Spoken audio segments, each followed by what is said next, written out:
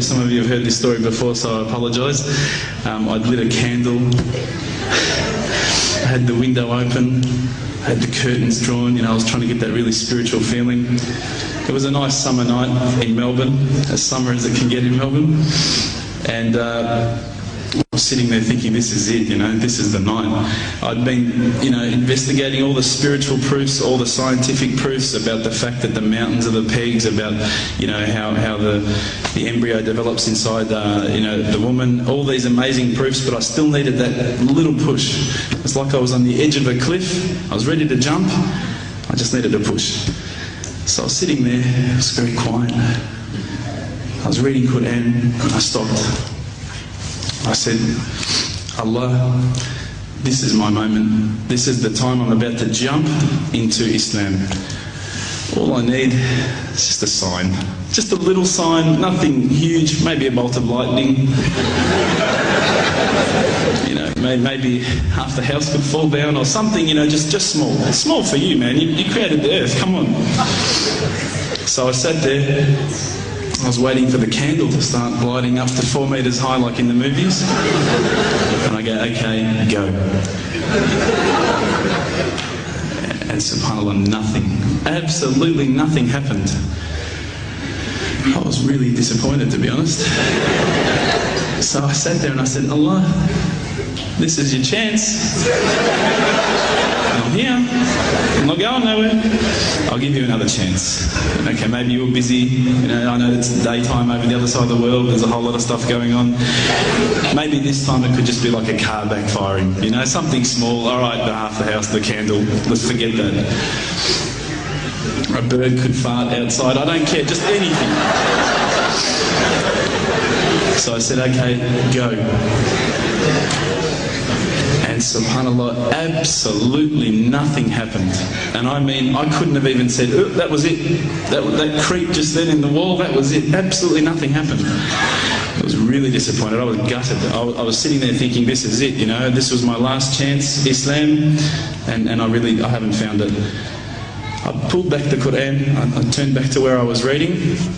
SubhanAllah, the very next verse on the next page, for those of you who ask for signs, have we not shown you enough already?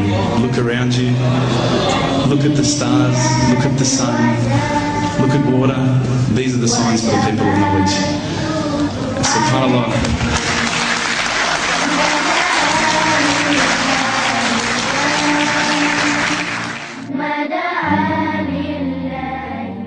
إن في السماوات والأرض لآيات للمؤمنين وفي خلقكم وما يبث من دابة آيات لقوم يوقنون واختلاف الليل والنهار وما أنزل الله من السماء من رزق فأحيا به الأرض بعد موتها وتصريف الرياح آيات لقوم يعقلون تلك آيات الله نتلوها عليك بالحق فبأي حديث بعد الله وآياته يؤمنون.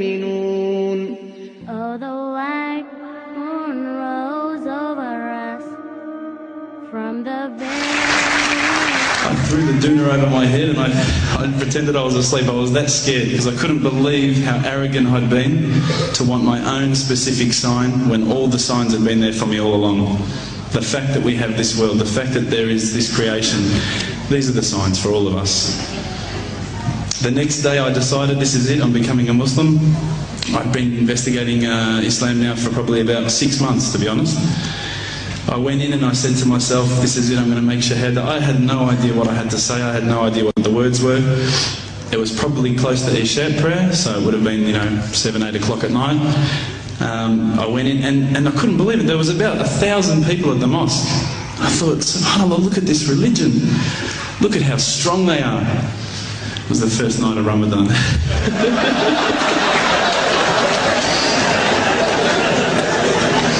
Ramadan Muslims. So I sat there and I was very nervous, I must admit. I got up and this person's going to me, you got to say these words, bro, ashhadu. I'm going, what? Ash what?